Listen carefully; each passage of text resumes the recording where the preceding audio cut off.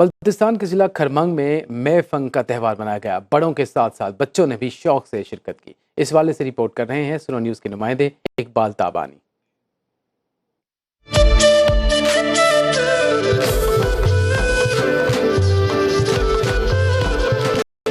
बल्तिस्तान के जिला खरमंग में मैफंग त्यौहार हर साल 21 और 22 दिसंबर की रात को मनाया जाता है। बच्चे और जवान हाथों में लकड़ी के मशाल लेकर पहाड़ों से नीचे उतरते हैं और गांव का चक्कर लगाते हैं।